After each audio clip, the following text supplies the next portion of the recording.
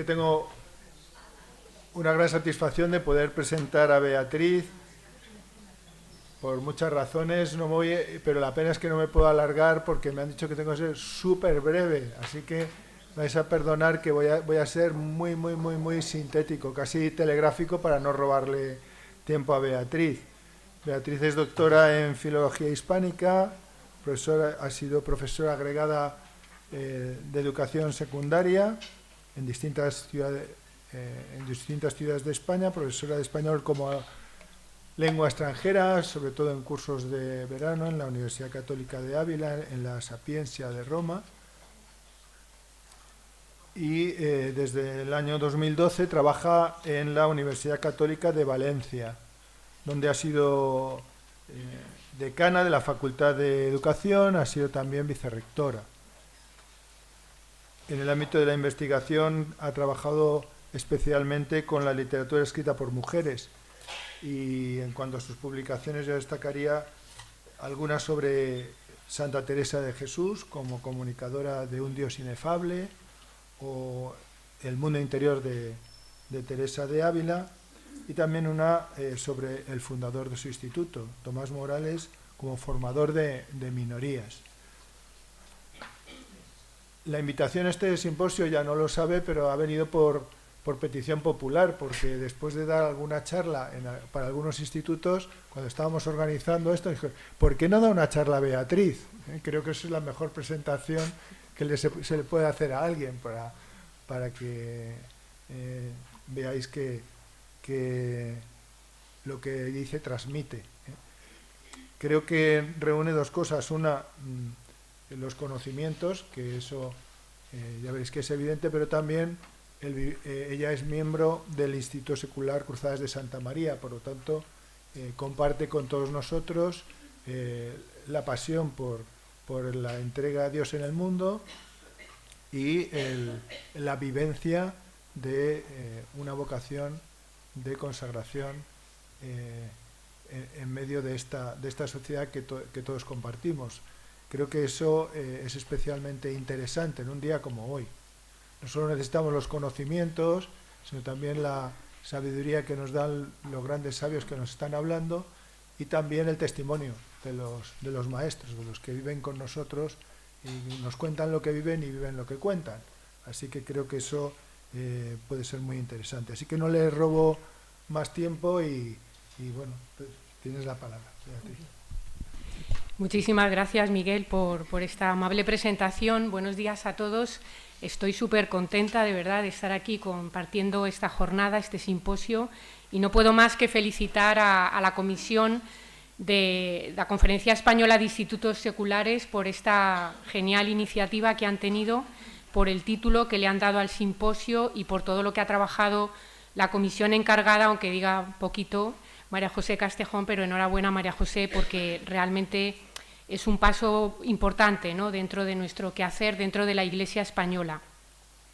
Me ha encantado el título y antes le decía a la llegada, no me acuerdo a quién, digo, bueno, yo voy a hablar aquí de mi libro. O sea, yo no soy teóloga ni soy especialista en temas de patrística ni de historia de la Iglesia, sino que voy a hablar de mi libro, de lo que he aprendido tantos años intentando vivir esta preciosa vocación, de lo que vivo ahora, y también de dar respuesta a lo que la Iglesia nos está demandando y espera de nosotros. Como el tiempo es ajustado, pues yo me he escrito aquí algunas reflexiones y voy a intentar ser fiel al texto para no pasarnos de la hora, porque luego llegará el obispo, ¿no?, y tendremos que celebrar la Eucaristía. También saludo a los que nos están siguiendo vía online para que sea también fructífero este encuentro. Tengo que decir que cuando me dijeron el título así, un poco, no sé, pomposo, un canto de júbilo, vivido en el compromiso de la caridad política, pues digo, madre mía, a ver, ven Espíritu Santo, a ver por dónde enfoco este tema. Pero si bien es verdad, volví a leer un documento que creo que es de referencia para todos nosotros, que es el Vita Consecrata, del que ya es santo, San Juan Pablo II. Me parece que sigue siendo un documento programático, y también dos documentos, dos exhortaciones del Papa actual, del Papa Francisco, Gaudete de Sultate y Evangelii Gaudium, que sí es verdad que están dirigidas a todos los fieles cristianos, pues mucho más a un consagrado secular que está no solamente en el mundo, sino vivificando el mundo desde dentro, desde dentro. Para entender este compromiso de caridad política, me parecía que era necesario pararnos un momento en volver a ver, con esa mirada del corazón, volver a ver cuál es nuestra vocación específica, a la que he visto que se han referido todos los papas desde que se aprueba la Carta Magna de los Institutos Seculares en el año 1947. Fijaros, San Juan Pablo II, en este documento de Vita Consecrata ya dice que aquellos que quieren vivir la consagración a Dios en medio del mundo, mediante la profesión de los consejos evangélicos, en un contexto de estructuras temporales, para ser así levadura de sabiduría y testigos de gracia dentro de la vida cultural, económica y política, tienen que vivir esa síntesis propia de ellos, de secularidad y consagración. Tratan de introducir en la sociedad las energías nuevas del reino de Cristo, buscando transfigurar el mundo desde dentro, y subrayo lo desde dentro, con la fuerza de las bienaventuranzas. Los institutos seculares contribuyen de este modo a asegurar a la Iglesia, según la índole específica de cada uno, con una presencia incisiva en nuestra sociedad. Esto, San Juan Pablo II. Entendemos, por tanto, que cualquier miembro de un instituto secular, por vocación, está prolongando el misterio de la encarnación en medio del mundo. Para nosotros la encarnación es la clave de bóveda donde el laico consagrado cada día hunde sus raíces para perseverar en esta llamada a la santidad.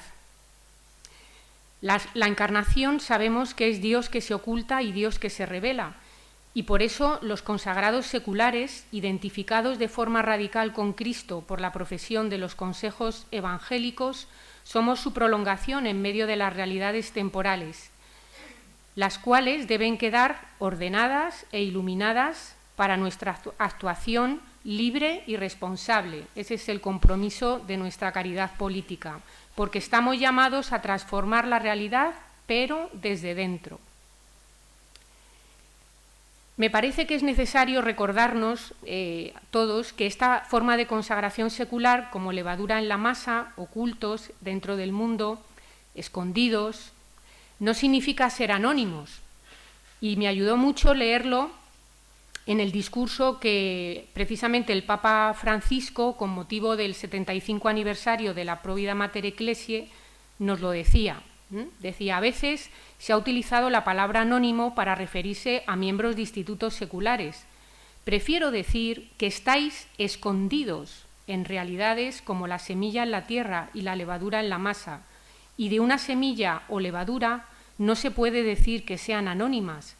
La semilla es la premisa de la vida, la levadura es un ingrediente esencial para que el pan sea fragante.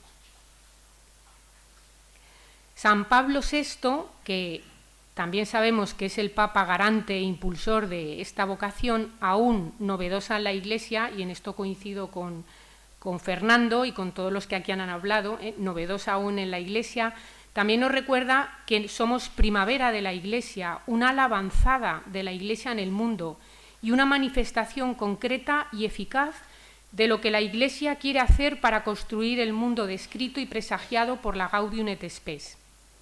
Y esto lo decía en el año 1972. Y terminaba esta locución subrayando un elemento importante, la importancia de la comunión. Quiero terminar ya, decía San Pablo VI, dirigiendo a todos una apremiante y paternal invitación, la de cultivar, incrementar, estimar y siempre y sobre todo la comunión eclesial. Sois articulaciones vitales de esta comunión, porque también vosotros sois Iglesia. Por favor, no atentéis nunca contra su eficiencia. La comunión, por tanto, debe vivirse con la Iglesia universal y particular. Es disponibilidad y colaboración mutua, en equilibrio y respeto a la autonomía y a la fidelidad de cada carisma particular. Como el Espíritu Santo sopla, pues creo que aquí ha soplado también y me ha llevado al texto de la carta de Onneto que antes nos ha comentado también Fernando. Digo, bueno, pues el Espíritu Santo funciona. También ahí me he ido yo a releer esos párrafos tan bellos en el que se describe cuál es la vocación del cristiano en medio del mundo. Me ha gustado mucho ese número 5 que él nos decía. Y he considerado también esa imagen tan bella y elocuente que está recogida en esta carta. Dice, lo que es el alma en el cuerpo son los cristianos en el mundo. Lo dice en el número siguiente, en el número 6, considerando que el alma vive en el cuerpo, pero no tiene su origen en él. En la carta explicita que la fuente y el origen de esta vocación y misión del laico consagrado no es una obra humana, sino la manifestación divina que tiene su inicio en el envío del Hijo de Dios al mundo, en su encarnación. Es una carta bellísima que yo de verdad que os la aconsejo que la leáis o la releáis porque tiene muchas aplicaciones. Algunos estudiosos de este texto señalan la conexión de esta imagen que nos presenta con el mensaje de Jesús en el Sermón de la Montaña, en Mateo 5. Jesús dice, vosotros sois la sal de la tierra, vosotros sois la luz del mundo. Del mismo modo, el magisterio de la Iglesia define nuestra consagración secular particular con estas bellas imágenes del Evangelio. Sois sal de la tierra, luz del mundo, fermento en la masa, que reescriben muy bien y de forma muy plástica nuestra forma de ser y de actuar en el mundo. Somos sal, como la sal que condimenta los alimentos mezclándose con ellos, pero conservando todo su poder revulsivo, antiséptico, su sabor acre. Sal que da sabor cristiano a nuestro mundo, al trabajo, la profesión, la familia, la enseñanza, la cultura, la economía, la política.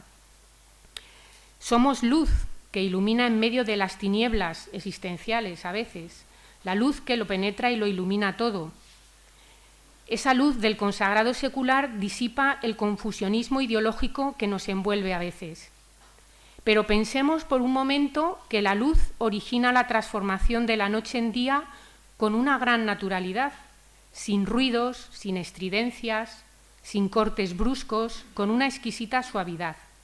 Así es nuestra vocación, la del laico consagrado, sin agitaciones estériles, sin un activismo infecundo, irradia con tacto y tenacidad sin perder la serenidad, ilumina las realidades temporales, pone orden en lo confuso, abre perspectivas, se mantiene en un equilibrio sereno en medio de modas ideológicas o culturales, afrontando los riesgos de la impopularidad que le acarrea defender a veces lo que no es políticamente correcto, en ambientes donde nos movemos familiar, profesional, socialmente, pero en comunión total siempre con Jesucristo, camino, verdad y vida. Y esto nos exige vivir una vida auténticamente evangélica y en muchas ocasiones, lo sabemos, silenciosa, pero contagiando con nuestra ejemplaridad alegre mediante el cultivo de las virtudes morales y cívicas. Somos fermento, levadura, pero levadura cualificada, que interpela siempre y arrastra hacia el reino de los cielos, a todos aquellos que se ponen en contacto con nosotros cada día. El laico consagrado encierra un dinamismo sobrenatural tan poderoso y flexible que se adapta incansable a la evolución de un mundo en continuo desarrollo, en progreso incesante, y lo hace sin perder su identidad, sin adorar al mundo y sin dejarse seducir por él. Otro papa, Benedicto XVI, refiriéndose en el año 2007 también a los institutos seculares, nos dijo: ojalá que como la levadura que hace fermentar toda harina, así sea vuestra vida, a veces silenciosa y oculta, pero siempre positiva y estimulante, capaz de generar esperanza. Somos levadura oculta en un mundo en expansión continua, levadura enraizada siempre en los sólidos cimientos de la fe, fiel a su identidad. En esto también nos insiste el Papa actual, el Papa Francisco: sed levadura de verdad, de bondad, de belleza, haciendo fermentar la comunión con los hermanos y hermanas que os son cercanos, porque solo con la fraternidad se puede vencer el virus del individualismo, atención, y sea sal que dé gusto, porque sin sabor, sin ganas y sin asombro, la vida queda insípida y las iniciativas quedan estériles. Te ayudará a recordar cómo la proximidad y cercanía han sido los caminos de tu credibilidad y cómo la profesionalidad te ha dado autoridad evangélica en el ámbito laboral. Por lo tanto, creemos en la potencia de las microacciones, como ese grano de mostaza que es una semilla insignificante, pero de repente, con el paso del tiempo, se convierte en un árbol poderoso.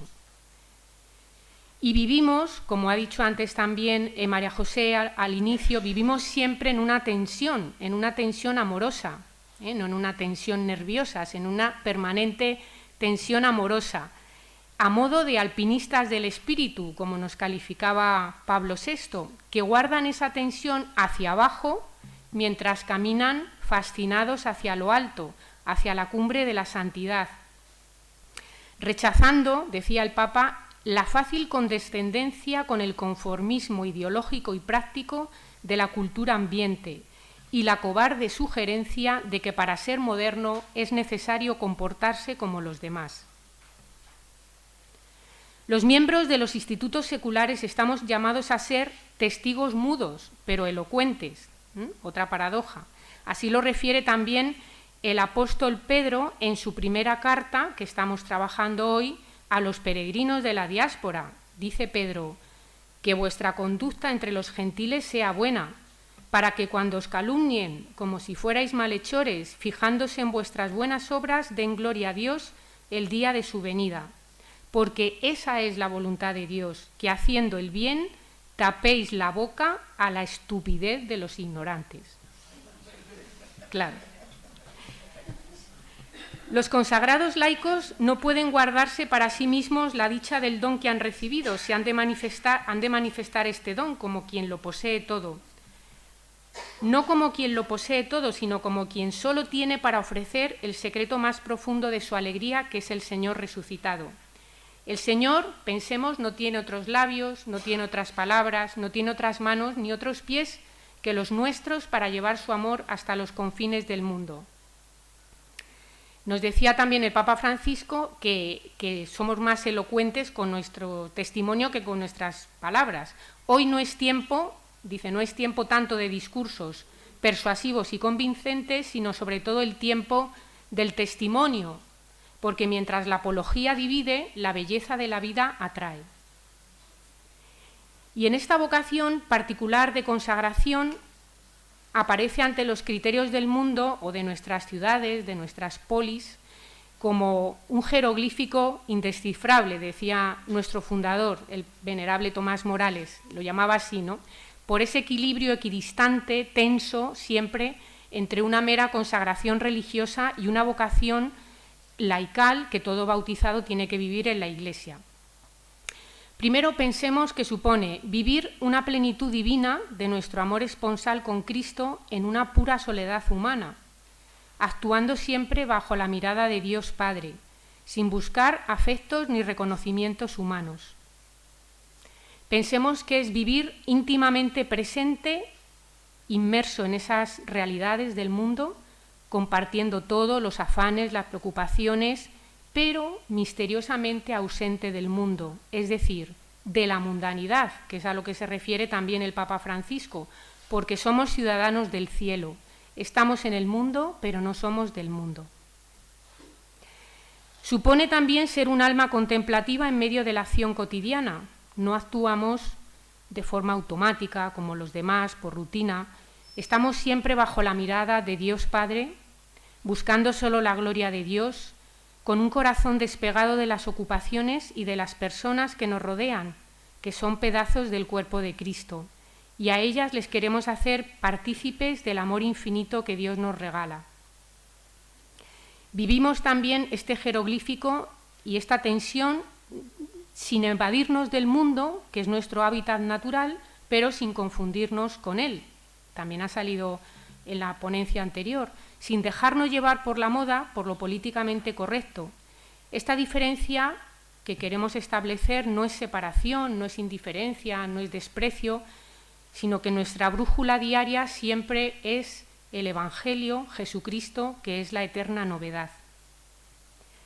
Una vez que tenemos dibujada la identidad, la vocación a la que nos ha llamado el Señor en la Iglesia, vemos cómo insistentemente la Iglesia nos llama a esta misión evangelizadora, a esta Iglesia en salida que tenemos en nuestro mundo de hoy. Benedicto XVI dice en el 2007, la Iglesia os necesita también a vosotros, institutos seculares, para cumplir plenamente su misión. Sed semilla de santidad arrojada a manos llenas en los surcos de la historia, enraizados en la acción gratuita y eficaz con que el Espíritu del Señor está guiando las vicisitudes humanas, dad frutos de fe auténtica, escribiendo con vuestra vida y con vuestro testimonio parábolas de esperanza, escribiéndolas con las obras sugeridas por la creatividad de la caridad. El Papa Francisco, desde los inicios de su pontificado, nos ha convocado, como sabéis, en ese documento Evangelii Gaudium, a la transformación misionera de la Iglesia. Y la transformación misionera, insiste continuamente ahí, él es el eje principal, la alegría evangelizadora que brota del Evangelio.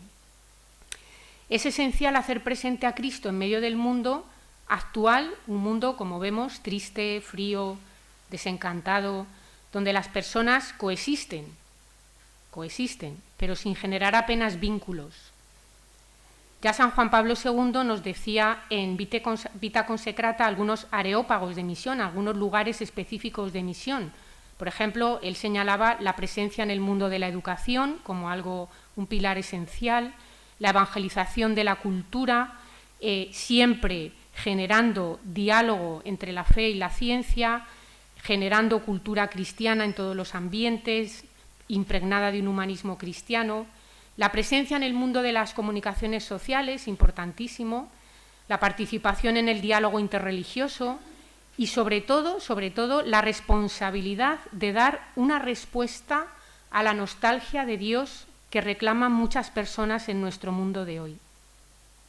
Señalaba especialmente a los miembros de institutos seculares para una acción, decía él, particularmente incisiva, que deja marca, que deja huella. Estos últimos, además, con su presencia en los diversos ámbitos típicos de la vida laical, pueden desarrollar una preciosa labor de evangelización de los ambientes, de las estructuras, de las mismas leyes que regulan la convivencia. Ellos pueden testimoniar también los valores evangélicos estando al lado de personas que aún no conocen a Jesús, contribuyendo de este modo específico a la misión. Por esto, el consagrado secular, como parte implicada en una Iglesia en salida, como nos están continuamente recordando, hace frente a los desafíos del mundo actual. Los desafíos del mundo actual, yo voy a enumerarlos, pero creo que todos somos conscientes de cuál es la cultura predominante que también nos recuerda Evangelii Gaudium. Pues estamos en la dictadura del relativismo, dentro de este proceso acelerado de secularización de la cultura occidental, que nos hace permanecer en una verdad subjetiva, fomentando el individualismo posmoderno, debilitando la estabilidad del vínculo en las personas, en la familia, a nivel social, y que genera, sobre todo en el periodo de la adolescencia tan vulnerable, una fuerte desorientación moral. Estamos en una sociedad de la información y también de la revolución tecnológica que nos satura de datos, todos al mismo nivel, todos los datos, y termina llevando a la persona a un continuo automatismo, a la irreflexión, a la inmediatez, a lo provisorio, a vivir de apariencias y en una realidad virtual fascinadora, absortos en las pantallas de nuestros móviles. La tecnología seca el espíritu y nos contagia la inconstancia y la superficialidad, que son cualidades propias de la materia. Esta es otra parte de nuestro desierto, que decía antes Fernando. La globalización de la indiferencia en un mundo donde predomina la cultura del bienestar, que nos anestesia frente a las necesidades del prójimo. Una cultura que fomenta el hedonismo, que genera una sordera para la ayuda que reclaman cada vez más personas y pueblos enteros. A veces conmueve ver las imágenes de las guerras que no son en la China, o sea, que son en Europa, y que la gente está comiendo y está viendo pues cómo fusilan, cómo tiran bombas, y estamos como anestesiados, ¿no? Es muy buena la expresión del Papa. Y como consecuencia de esta indiferencia, la cultura del descarte, a la que también alude el Papa, donde los excluidos de la sociedad son sobrantes, queremos deshacernos cuanto antes de ellos. El Papa señala con claridad en esta exhortación apostólica el qué, el objetivo, las líneas de trabajo emergentes para un laico consagrado, pero también nos indica cómo hacerlo. Nos ofrece unas consignas de actuación. Fijaros, en el capítulo 4 de Gaudete de Sultate, el Papa señala algunas características. Quizá a mí me parecía, explicando un poco más el capítulo 5 de esa exhortación apostólica anterior, la Evangelii Gaudium, esa que se llama Evangelizadores con Espíritu, porque todo lo que dice ahí el Papa Francisco es una manifestación de la caridad con el prójimo, esa caridad política que estamos llamados a practicar. Y el Papa lo justifica, dice, hay que practicar estas virtudes o estas actitudes a las que ahora me voy a referir como un antídoto eficaz a algunos riesgos y límites de la cultura de hoy, la ansiedad nerviosa y violenta que nos dispersa y nos debilita, la negatividad, la tristeza, la acedia cómoda, consumista, egoísta, el individualismo y tantas formas de falsa espiritualidad sin encuentro con Dios que reinan en el mercado religioso actual. Porque espiritualidad, pues sí que hay un movimiento. Ahora, concretarlo ya en una vivencia concreta de la fe, pues es más difícil, ¿no? Y me ha llamado la atención al releerlo porque ha elegido estas virtudes y no otras el Papa. Primero nos habla de la alegría y del sentido del humor, especialmente en este tiempo pascual parece que es fácil recordar y practicar esta virtud, ¿no? Hemos sido invitados a una nueva etapa evangelizadora marcada por la alegría. Frente a la alegría consumista, individualista, que empacha el corazón y embota la mente, el Papa nos propone la vivencia de un gozo sobrenatural. El Evangelio, donde deslumbra gloriosa la cruz de Cristo, invita insistentemente a la alegría. ¿Por qué no entrar, dice el Papa, por qué no entrar también nosotros en ese río de la alegría? Y ya sabemos que la alegría no se vive del mismo modo en todas las etapas y circunstancias de la vida, porque a veces son muy duras, no nos vamos a engañar. Se adapta, se transforma, siempre permanece, al menos como un brote de luz que nace de esa certeza personal de sentirse y de ser infinitamente amado por Dios más allá de todo. Es una seguridad interior, una serenidad esperanzada que brinda una satisfacción espiritual incomprensible para los parámetros mundanos. Cuando manifestamos esa alegría, aún en un dolor, en una adversidad, pues estamos dando testimonio de Jesucristo, porque piensan, a esta persona le pasa algo, ¿no? Es normal esta reacción. Esa alegría nace siempre del espíritu de las bienaventuranzas, una alegría exigente que nace de la fe, de la esperanza en que Dios nos ha elegido para siempre para estar con Él. Y esa alegría, dice el Papa, tiene que ir acompañada del sentido del humor, como se aprecia en la vida de tantos santos. La alegría hoy es un desafío en medio de nuestro mundo, como el desafío de vivir los consejos evangélicos a la intemperie. La segunda virtud que señala el Papa para vivir en este mundo de hoy es audacia y fervor, pues Dios nos empuja a partir una y otra vez y a desplazarnos para ir más allá de lo conocido, hacia las periferias y las fronteras. No hay que tener miedo, los tiempos han cambiado, no hay que tener miedo. Mi fe me hace firme, me hace sólido. No tengo que tener miedo. Nos lleva allí, dice el Papa, donde está la humanidad más herida, donde los seres humanos, por debajo de la apariencia de la superficialidad y el conformismo, siguen buscando la respuesta a la pregunta por el sentido de la vida. Tercera virtud que nos señala el Papa: aguante, mansedumbre y paciencia. Paciencia, que es otra cara de la virtud de la fortaleza. Audacia para proponer, resistencia ante la adversidad y rechazo que observamos a veces del espíritu evangélico. Cuarta virtud o cuarta característica que señala el Papa: vivir en comunidad, en espíritu de comunión. También ha salido antes aquí, como ese antídoto y como ese testimonio ante el individualismo. Vivimos en un mundo súper individualista, ante la autogestión, la autorreferencialidad. Está la gente como hinchada, ¿no? No necesita ayuda de nadie. Ya San Juan Pablo II hablaba de esa sólida espiritualidad de comunión para el anuncio renovado del Evangelio, para que ese anuncio del Evangelio fuera coherente y eficaz en el mundo actual. Mirad cómo se aman, ¿no? Eso también decía en esa carta a Diogneto, cómo le llamaba la atención a ese pagano, cómo vivían esos primeros cristianos aún estando en la diáspora, siempre en comunión.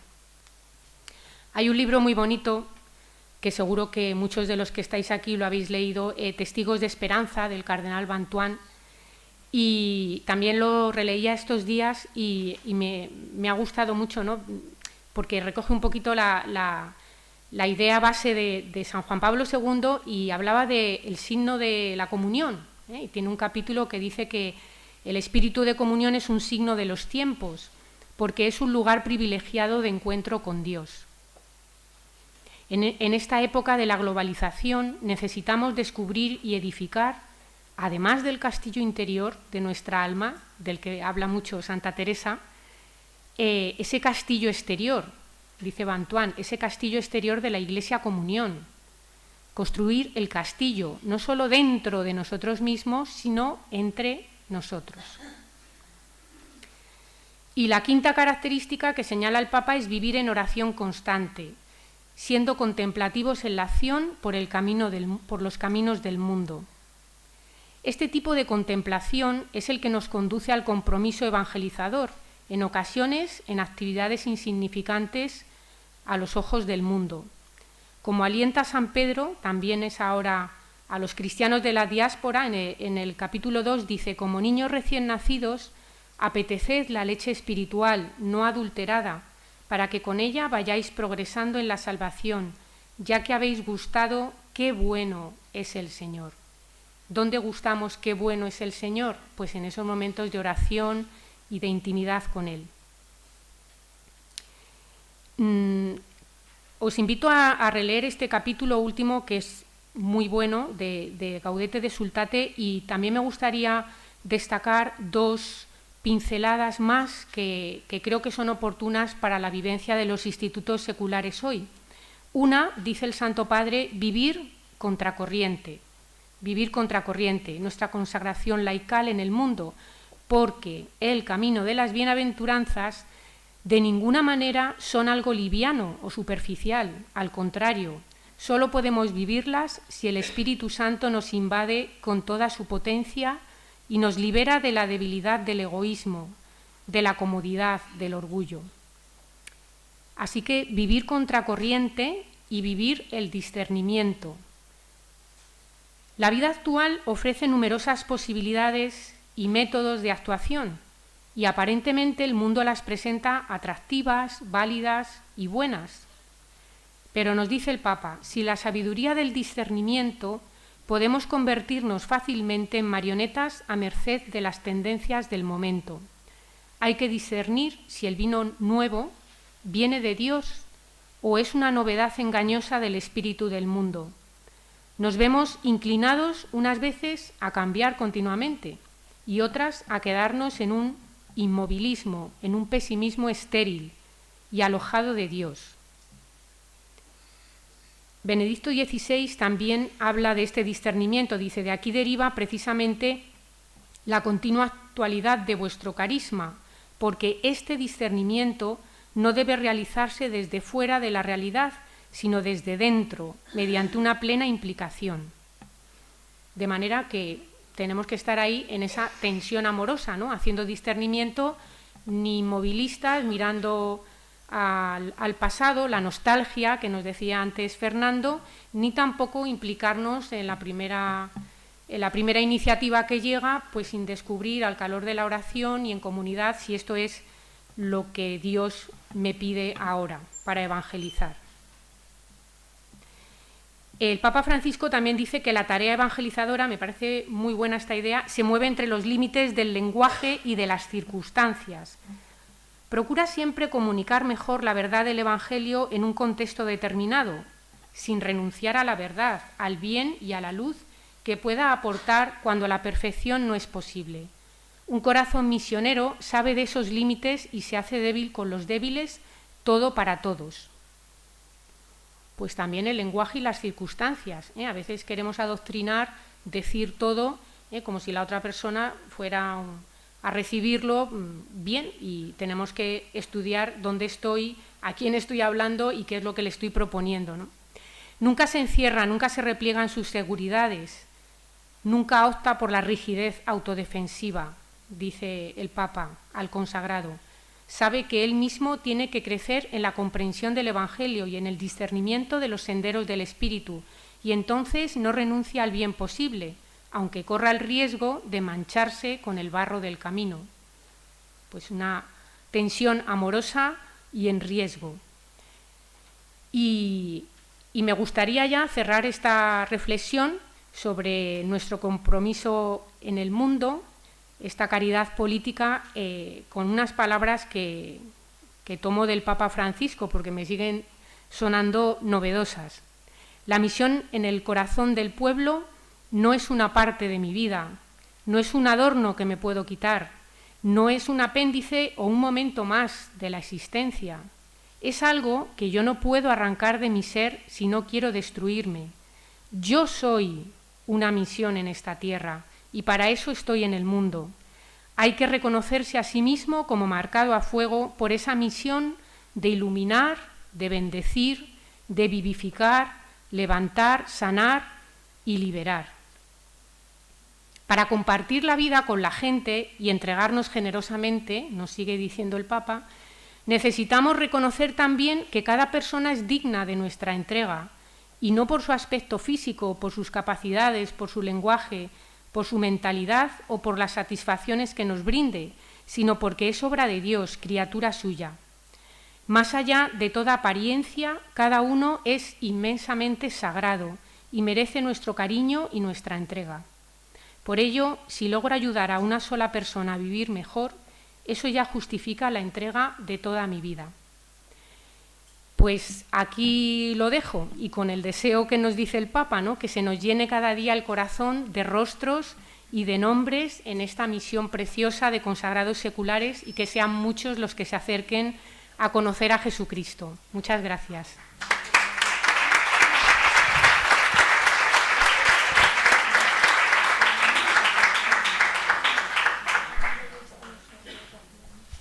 No sé si se puede ver, aunque lo analicemos después por la tarde, los ecos que han salido, a lo mejor han ido saliendo. Pues entonces, vosotros lo habéis visto, yo no. Pero ahí los tenemos, luego creo que a la vuelta los comentamos con Beatriz.